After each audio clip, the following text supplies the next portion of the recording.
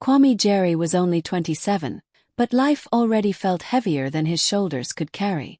Every morning he woke up in his tiny room in Lumbani Heights, put on the same faded work shirt, and rushed to his grocery packing job. After that shift, he went straight to his night job at a small delivery shop. He barely slept, barely ate, and barely lived, because every spare coin went to taking care of his sick grandmother, the only person who ever showed him real love. Home, things were worse. His parents and siblings treated him like he was nothing. They mocked him for his small salary, laughed at his tired face, and called him the useless one like it was his real name. Whenever he needed a little help, even just someone to sit with his grandmother for an hour, they rolled their eyes and ignored him. Sometimes, Kwame wondered if his own family even saw him as human. One night, after a long shift, he walked home with only $1 left in his pocket. His stomach was empty, his legs were shaking, and his heart felt tired in a way words couldn't explain. On the corner near his building, he saw a lottery booth glowing under a streetlight. He stood there for a moment, battling himself. Food, or a chance? Tiny chance. He closed his eyes, breathed out slowly, and whispered, "Maybe God will remember me too." He handed the seller his last dollar and took the ticket. As he walked home, he didn't feel hope, but he felt something even softer. Something like a small spark trying to survive inside a dark room. Kwame didn't know it yet, but that one tired, desperate moment was about to change his entire life. The next morning, Kwame woke up before sunrise like he always did. His body felt heavy from work, but his mind kept thinking about the lottery ticket sitting on his table. He picked it up, mostly just to distract himself before getting ready for another long day. As he checked the numbers online, he didn't expect anything. He never expected anything good to happen to him. But then his eyes froze. One number matched. Then another. Then another. His hands started shaking. He blinked, thinking he was tired. Maybe he misread it. But when he checked again, the screen still showed the same thing. Jackpot winner, $7,500,000. Kwame dropped to his knees. His breath broke in his chest. For the first time in years he cried, not from pain but from shock, relief, and something he hadn't felt in a long time, hope. He covered his face with both hands and whispered, "Thank you, God, thank you." But even in that moment of joy, he didn't reach for his phone to call his family. He knew exactly what they would do. They would suddenly pretend to love him, suddenly remember he existed, suddenly call him son and brother again. Kwame wasn't ready for that. He didn't want the money to become another reason for them to use him. So instead of going home, he took a bus to Mdala City, the big place where people went to solve real problems. He sat in a lawyer's office, still trembling, still trying to process that he was now a millionaire. The lawyer explained everything clearly: how to protect the money, how to invest wisely, how to stay low-key so greedy people wouldn't take advantage of him. Kwame listened to every word like his future depended on it. He made a list of what he wanted to do: pay his debts, buy all the medicines his grandmother needed, finally give her the comfort she deserved, and maybe, just maybe, one day start something of his own. By the time he returned to Lumbani Heights, the sun was setting. He walked through the door with a smile so bright it almost surprised him. His first real smile in years. His heart felt light, almost floating, because for once, life was opening a door instead of slamming one shut. But when he stepped into the house, no one looked up. His mother brushed past him. His father grumbled about the electricity bill. His siblings argued about something nonsense. Not one person noticed that his eyes were glowing, or that his entire world had just changed. And in that silence, Kwame realized something powerful. They didn't see him before. They didn't see him now. But soon they would. Kwame woke up one morning to the sound of his grandmother coughing, a deep, painful cough that shook her whole body. When he rushed to her room, she was struggling to breathe, her hands trembling as she tried to sit up. Panic spread through his chest. She had been sick for months, but this was different. This was worse. He called the local clinic, and the nurse told him she needed to be taken to a specialist in another town immediately. The medicine she had been using was no longer enough. Kwame's heart dropped. He knew he couldn't put her on a bus or a motorbike in her condition. She needed a car, and she needed someone strong enough to help lift her. So he went to the living room where his parents and siblings were sitting, scrolling through their phones and chatting like everything in life was perfect. He swallowed hard. "Please, I need help," he said softly. "Grandma's breathing is bad. The clinic said we must take her to the specialist in Commodity Town today. Can someone drive us? Please, just for one day." His father didn't even look up. "Not today. I'm busy." His mother sighed loudly. "You always bring problems, Kwame. We're tired." Kwame turned to his brother Tariq. "Please, just this once. I can't do it alone." Tariq shrugged. "Bro, that drive is long. I'm not wasting my whole day on that. I have plans." He felt his chest tightening, but he still looked at his last hope, his sister Fiona. She leaned back on the couch, chewing gum, and laughed. "Why should we waste fuel on your problems? You chose to take care of her. Deal with it." Her words hit him harder than a slap. Fuel. They were talking about fuel, while his grandmother was gasping for air in the next room. Kwame felt something break inside him. He tried again, voice shaking now. "She raised all of us. She cooked for us, cared for us, loved us. Can't we help her now?" Fiona rolled her eyes. "We have lives, Kwame. Stop acting like this is our responsibility." His parents nodded in agreement. For a moment, Kwame didn't speak. He just stood there, staring at the people who shared his blood but not his heart. The house suddenly felt small, cold, and unfamiliar. With no other choice, he ran outside and hired a stranger with a motorbike, an old man he barely knew. Together, they lifted his grandmother onto the bike, wrapping her safely, supporting her weight with trembling arms. As they rode toward the clinic, the wind hitting their faces, his grandmother held his hand and whispered weakly, "My child, the people you love can hurt you the deepest." Her words stayed with him long after the road stopped shaking. That day, something inside Kwame changed forever. The ride to the specialist clinic felt like the longest journey of Kwame's life. The old motorbike rattled with every bump, and Kwame held his grandmother tightly, trying to steady her breathing. The stranger who agreed to drive them kept glancing back with concern, going as carefully as he could. The wind was harsh, the sun was burning, and the road felt endless. Halfway there, Kwame felt his grandmother squeeze his hand weakly. He leaned closer so he could hear her. Her voice was soft, almost swallowed by the sound of the engine. "My child," she whispered, "the people you love will hurt you the deepest." Kwame felt his throat close.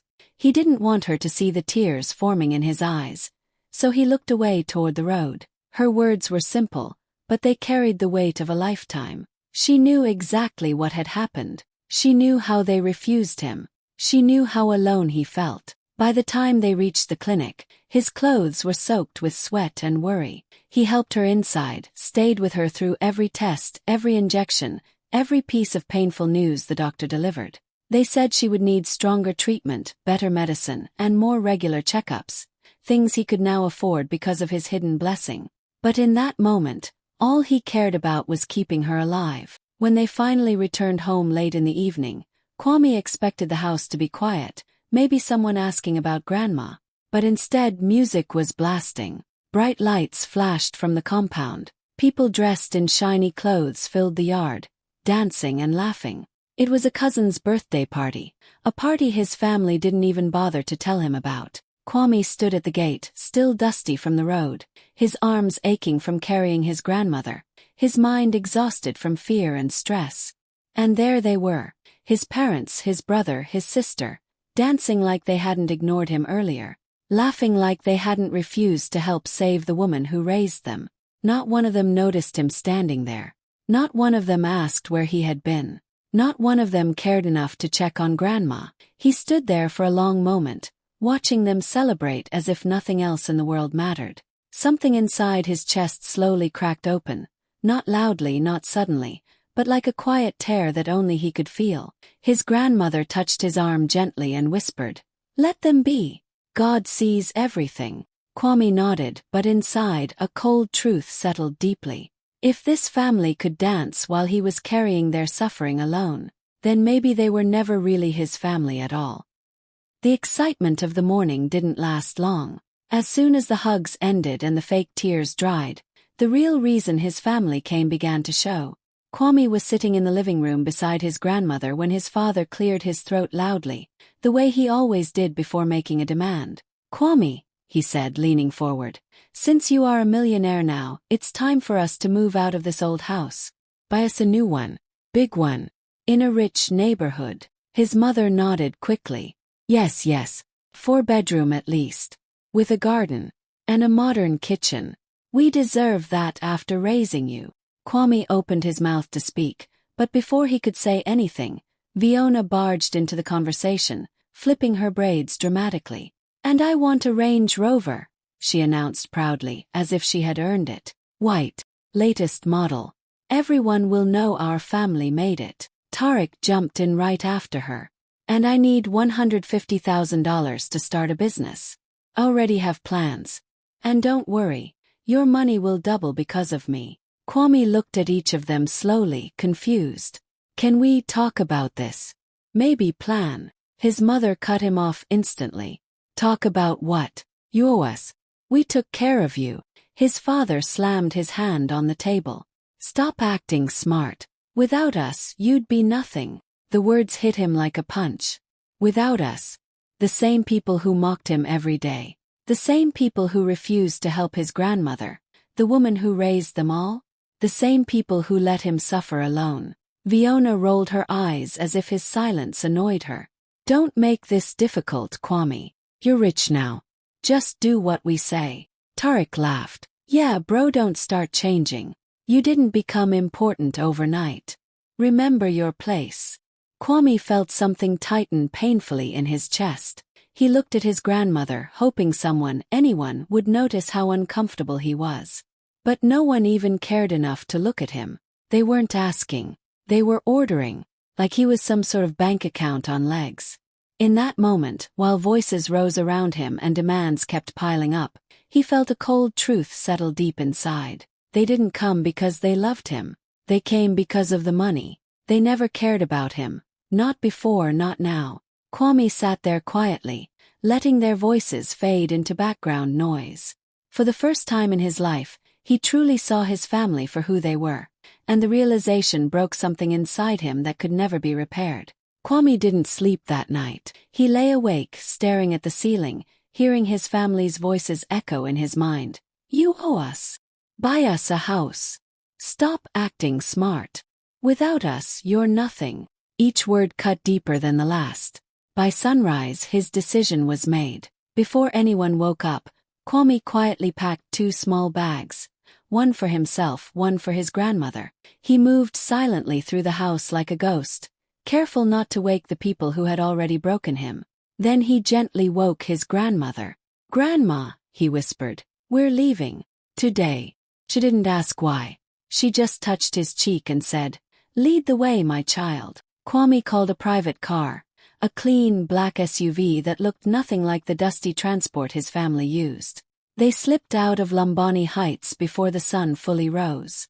For the first time in his life, Kwame felt the wind on his face without fear, without rush, without pain. He was finally choosing himself. Their destination was Kora Bay, one of the most beautiful places in the region, a place he had only seen in pictures. He rented a luxury apartment overlooking the ocean, a place with soft white walls, wide windows, and the smell of fresh sea air. His grandmother stood in the living room, her eyes filling with tears. This is for us," she whispered. Kwame nodded. "From now on, you will live with peace." He hired 2 private nurses who treated her with kindness and patience.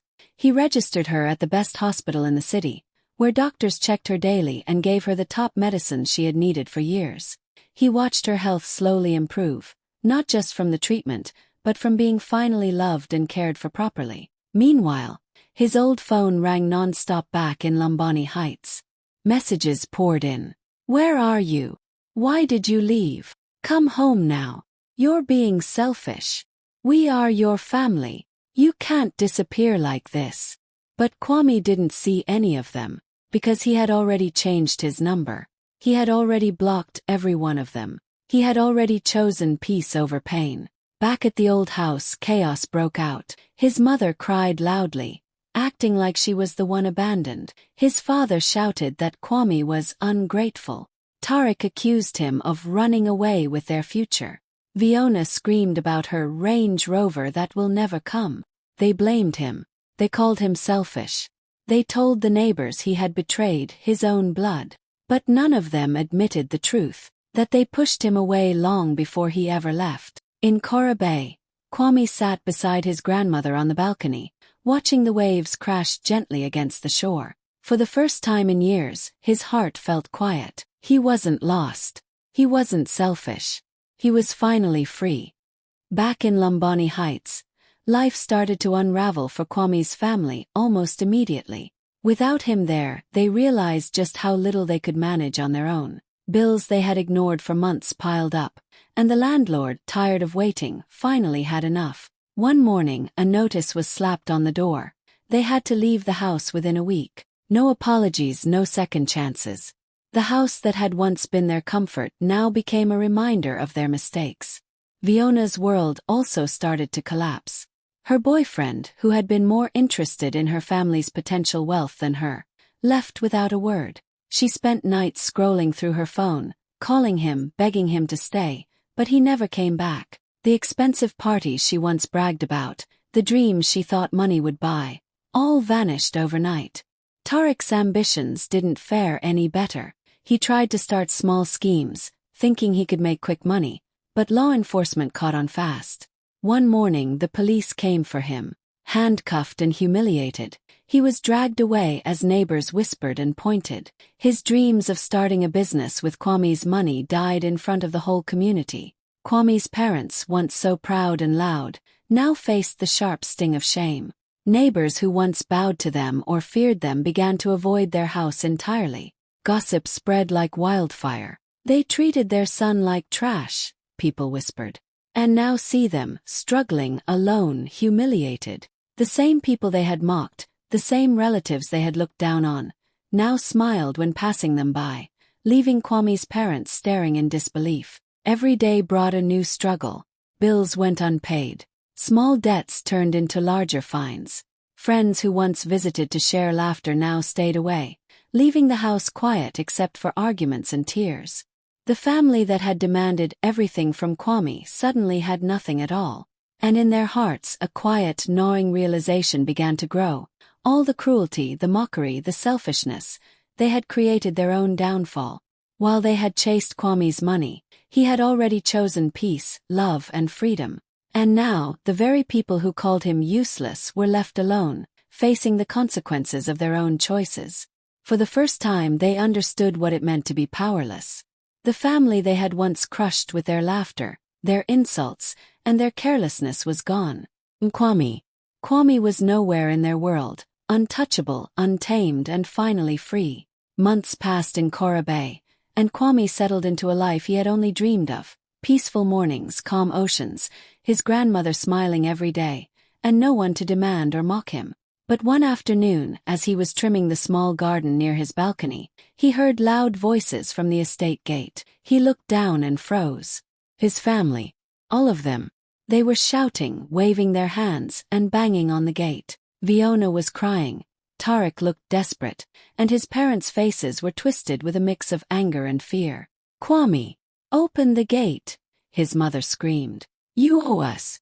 You can't just disappear." "Family," his father yelled, pounding on the gate. "Family is everything. You can't forget that." Fiona sobbed. "We've suffered without you. You promised us help." Tarek added, "Come on, brother. Don't be selfish. You know we're your family." Kwame's heart didn't race this time. There was no panic, no anger, just calm, unshakable clarity. He walked down the steps, the ocean breeze brushing his face, and approached them slowly. For a moment they seemed frozen, expecting him to beg or cry, but he didn't. He looked each of them in the eyes and spoke with quiet authority. "When I needed you, you walked away. That day, our relationship ended." The words hit harder than anything he had felt before. His mother dropped to her knees, sobbing uncontrollably, tears streaming down her face. "Kwame, please. I was wrong." His father's face turned red, and he spat curses in disbelief. Ungrateful boy. You think you can just. Kwame raised a hand, stopping him without a word. Then, without another glance, he turned around and walked back toward his house. He passed the garden, the balcony, the windows where his grandmother watched silently, and entered the estate calmly. He didn't slam the door. He didn't shout. He simply closed it behind him, leaving his family outside, shouting into the wind that carried their anger away. They banged on the gate until their arms hurt. They screamed until their voices were hoarse, but nothing would reach him. Nothing could. Inside, Kwame stood by his grandmother, watching the waves crash against the shore. For the first time in his life, he felt completely untouchable. The family that had demanded everything from him, that had abandoned him when he needed them most, was powerless now. And Kwame smiled quietly, knowing he had finally reclaimed his peace, and nothing they said or did could take it away. Kwame's life in Kora Bay had settled into a rhythm of quiet joy. Every morning, he watched the sun rise over the ocean with his grandmother, seeing her smile grow stronger and healthier by the day. Her laughter, soft and full of life, was the music that filled their home now. With his fortune, Kwame started giving back in ways that mattered. He set up a scholarship fund in his grandmother's name, so other young people from Lumbani Heights could chase their dreams without struggling like he had. He helped single mothers start small businesses, giving them hope and independence. He funded local clinics, ensuring people in the community had access to medicine and care they might never have afforded. Slowly, the whispers about the quiet millionaire of Kora Bay began to spread, but Kwame didn't care about fame. He cared about making a real difference. One evening, as they watched the sun sink into the water, his grandmother held his hand tightly. Her eyes glistened with pride. "Kwame," she said softly, "sometimes losing family is how God gives you peace." Kwame looked out at the endless horizon, the waves sparkling under the golden light. He thought about everything, the years of pain, the betrayal, the loneliness, and realized he had finally found freedom, not just from his family, but from the fear, the doubt, and the endless struggle that had followed him for so long. He breathed deeply, letting the salty air fill his lungs. For the first time he felt fully at peace. No demands, no mockery, no selfishness. Just the ocean, his grandmother, and the quiet strength he had built from his pain. Kwame smiled. Life had finally come full circle. And in that moment, standing by the water, he was completely free.